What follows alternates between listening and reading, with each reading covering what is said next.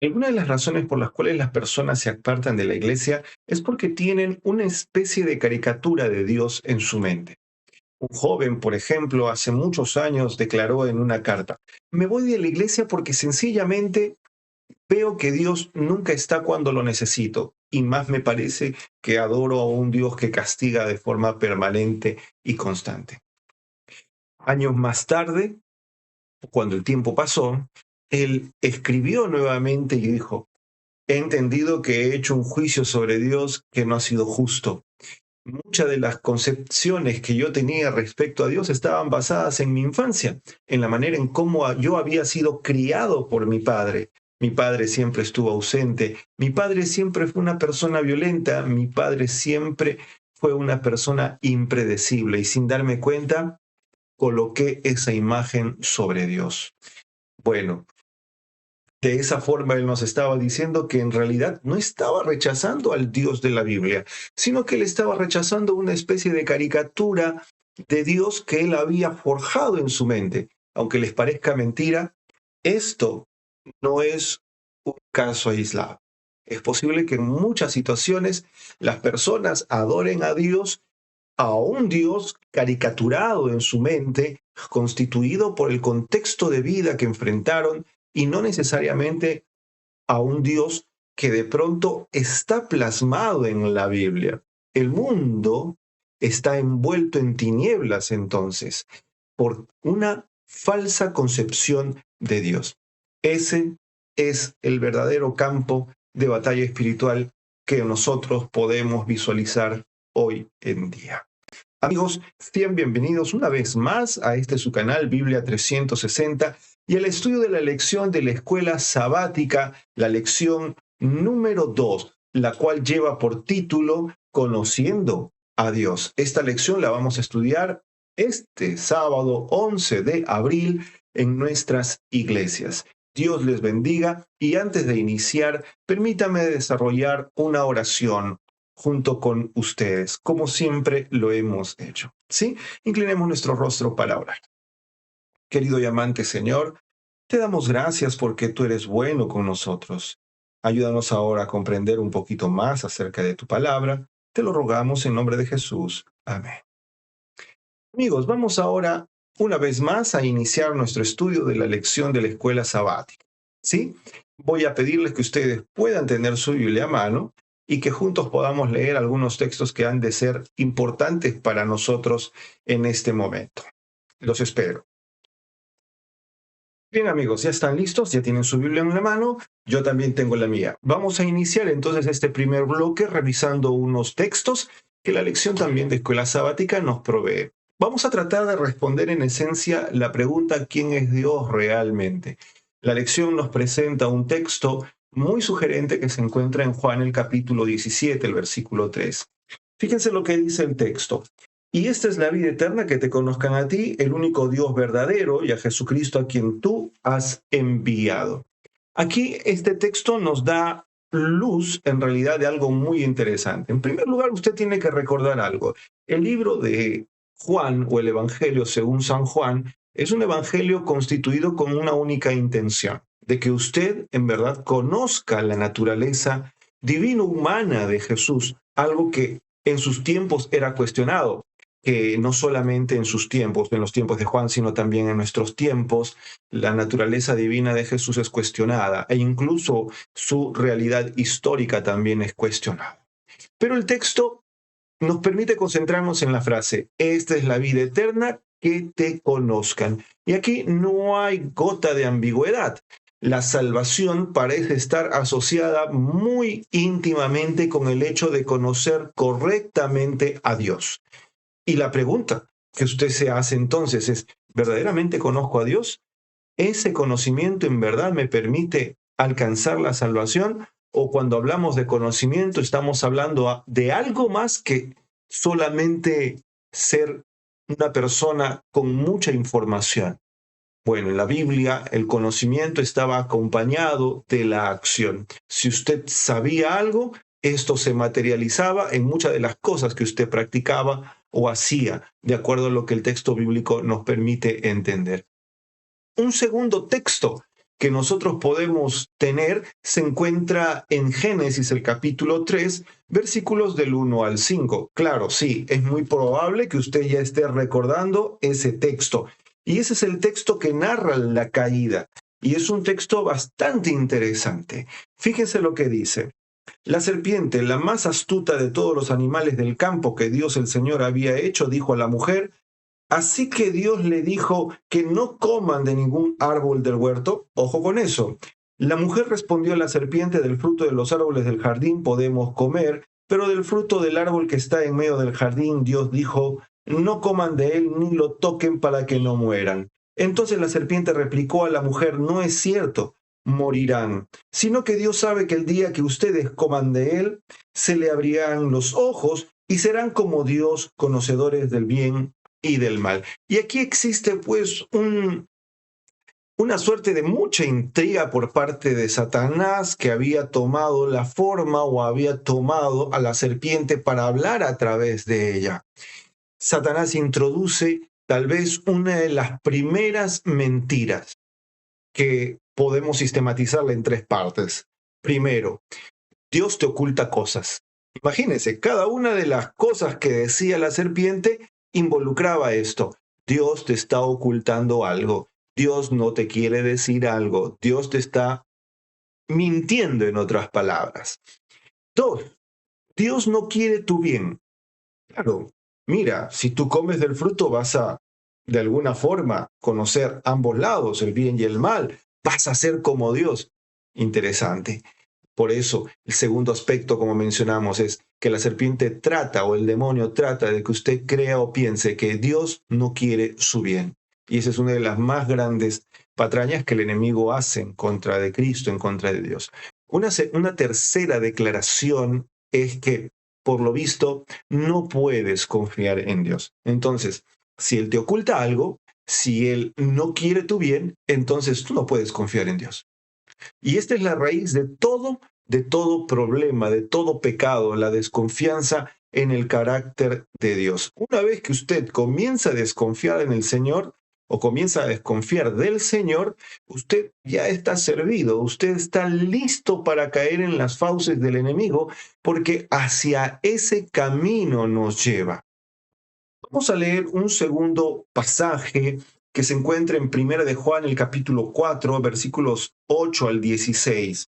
Fíjese lo que dice el texto: el que no ama no conoce a Dios, porque Dios es amor. Y aquí viene una de las principales frases que usted tiene que tener presente. Dios es amor. En esto se manifestó el amor de Dios hacia nosotros, en que Dios envió a su Hijo único al mundo para que vivamos por él. En esto consiste el amor, no en que nosotros hayamos amado a Dios, sino que Él nos amó a nosotros y envió a su Hijo como expiación por nuestros pecados. Amados, si Dios nos ha amado tanto, nosotros también debemos amarnos unos a otros. Nadie ha visto jamás a Dios. Si nos amamos unos a otros, Dios vive en nosotros y su amor se perfecciona en nosotros. En esto conocemos que vivimos en Él y Él en nosotros, en que nos ha dado de su Espíritu, y nosotros hemos visto y damos testimonio de que el Padre ha enviado a su Hijo para ser el Salvador del mundo. Todo el que confiesa que Jesús es el Hijo de Dios, Dios está en Él, y en Él Dios. Nosotros hemos conocido el amor que Dios nos tiene y hemos creído en Él. Dios es amor, y el que permanece en el amor permanece en Dios y Dios en Él. En estos 8 versículos bastante amplios encontramos algunas verdades importantes. Sí, Dios es amor es la frase que parece retumbar todos estos versículos, pero cuidado, no dice que Dios tiene amor, sino que Dios es el amor, es decir, la sustancia, la naturaleza, la fibra, prácticamente podríamos decirlo así, de Dios es el amor. En hebreo, la expresión aquí empleada se asocia al término gesed: amor leal, amor firme, amor pactual, amor activo. No se trata de ese amor efímero o un amor secular como nosotros hemos escuchado otra vez, o tal vez tenemos por intentar profesar de alguna u otra manera. No, no es un amor de esa forma. Es un amor completamente diferente. No es un amor eros, es un amor ágape que de alguna forma Dios está tratando de mostrarnos en este versículo. Vamos a leer un texto más que se encuentra muy familiar para nosotros y esto es por la terminología que emplea. ¿Sí? Usted puede buscar allí Génesis el capítulo 1, versículo 1, pero también Génesis el capítulo 2, versículo 7. Son textos muy familiares para nosotros. Por ejemplo, Génesis 1.1 dice: en el principio creó Dios los cielos y la tierra. Y aquí utiliza una expresión básicamente para referirse a Dios, un título. En el capítulo 2, versículo 7, dice de la siguiente forma: entonces Dios el Señor moldeó al hombre del polvo de la tierra y sopló en su nariz aliento de vida, y el hombre llegó a ser un ser viviente. Acá nosotros tenemos una particularidad. En el capítulo 1 de Génesis encontramos el uso de la expresión Dios, pero en el hebreo se entiende como la expresión Elohim, que es traducido como Dios, pero tiene una connotación muy especial. La connotación es que describe a Dios desde una perspectiva poderosa, trascendente, capaz de crear las cosas con el poder de su boca. Dios es presentado a través de la expresión Elohim entonces como un Dios poderoso y un Dios creador. Pero ¿qué sucede en el capítulo 2, versículo 7? Cuando leemos allí, hay muchas versiones bíblicas que traducen la palabra Yahvé o Adonai, como se lee en hebreo, o el tetragramatón, como algunos quieren llamarle técnicamente, como lo traducen como Señor. Yo no estoy de acuerdo necesariamente con con esa traducción. Algunos lo traducen como Yahvé y otros lo traducen como Jehová. Cualquiera de las formas que de pronto usted escoja, debe entender o debe permitirle entender que aquí Dios está siendo presentado como un Dios cercano, un Dios que se vincula con su creación. Algunos lo han denominado como un Dios inmanente, un Dios que se aproxima, un Dios más cercano en este sentido, ¿no? Un Dios que es tan próximo a sus ser creados, a sus seres creados, como el ser humano, que utiliza las manos, sopla, es decir, es un Dios que a la misma vez se encuentra como trascendente, pero es íntimamente cercano. Entonces, de estos textos que hemos podido leer de primera de Juan, el capítulo 4, versículos 8 al 6, perdón, 8 al 16, de Génesis 3, 1 al 5 y de Juan 17, 3, y Génesis 1, 1 y versículos, y el capítulo también 2, 7, encontramos o podemos extraer tres verdades profundas. La primera es que el mayor engaño no es negar a Dios, ¿sí? Sino distorsionarlo. Y esa es la especialidad que tiene el enemigo. Satanás no necesita más ateos, por si acaso. Necesita cristianos con una mala imagen de Dios. Y esto se traduce en el peor testimonio que muchas personas puedan dar.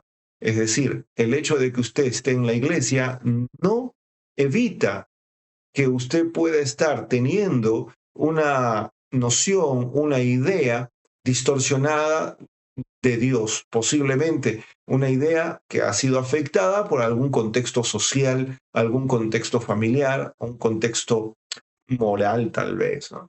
Que lo ha, lo ha, lo ha condicionado a ver a Dios no como está en la Biblia, sino como usted prefiere verlo o con los anteojos que prefiere ver a Dios.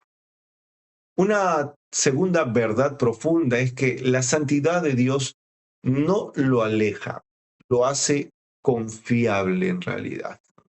Según lo que hemos podido apreciar en esta semana, Dios es 100% separado del mal.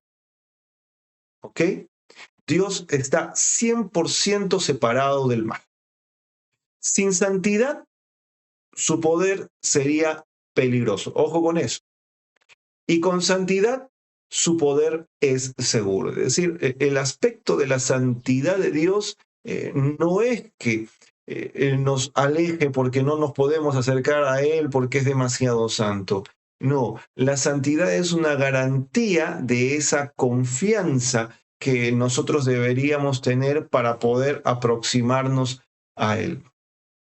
Otro aspecto que podemos destacar aquí es que Jesús es la única imagen correcta de Dios. En Juan 14:9 nosotros leemos, el que me ha visto al Padre. Si tu idea de Dios no se parece a la de Jesús, es decir, a la figura de Jesús, entonces déjame decirte, amigo, que estás equivocado. Entonces, todo lo que hemos visto debería generar un cambio significativo en nuestra vida.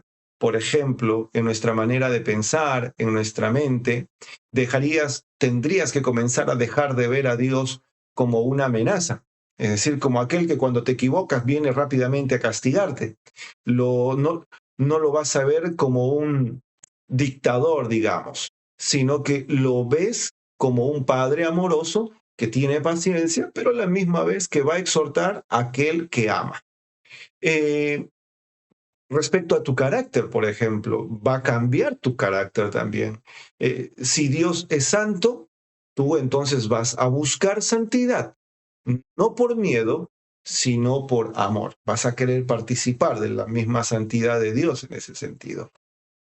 Un tercer aspecto, un tercer cambio tangible sería que usted va a cambiar sus prioridades, como hemos estado mencionando ya anteriormente.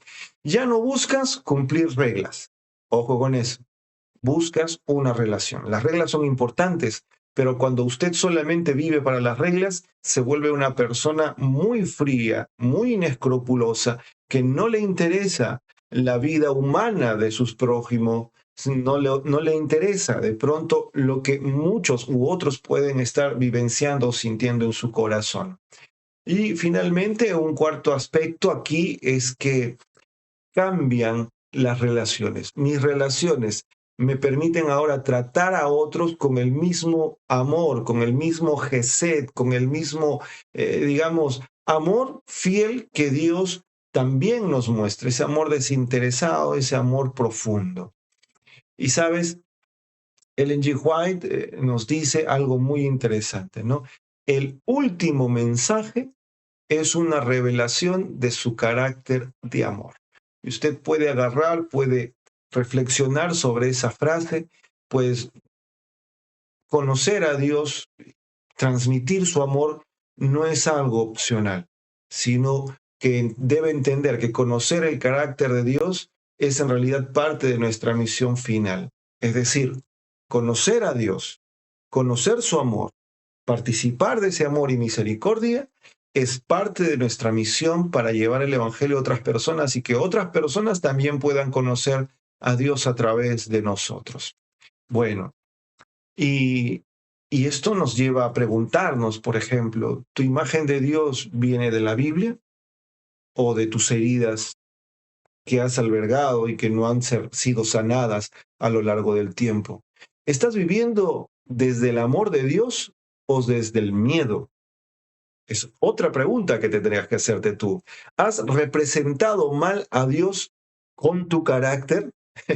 Y esto tal vez nos va a golpear a muchos porque tal vez muchos de nosotros hemos manifestado creer en Dios o amar a Dios y al final pues hemos tenido una triste representación del amor o del carácter de Dios. Hoy Dios no te pide perfección, te pide algo más difícil, renunciar a la falsa imagen que tal vez te has forjado de Él o que te han enseñado por tradición.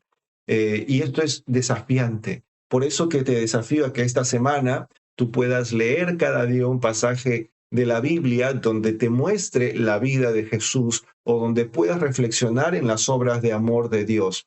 Hazte esta pregunta: ¿qué me revela esto del carácter de Dios? ¿Qué me muestra esto respecto al amor de Dios? Corrige entonces concienzudamente tus ideas equivocadas y comienza a pedirle a Dios a través del Espíritu Santo pueda ser transformada tu vida. Queridos amigos, hemos llegado entonces al final del estudio de la lección de la escuela sabática y yo te animo a que puedas diariamente buscar en armonía a Dios, para que todos puedan conocerlo a través de ti.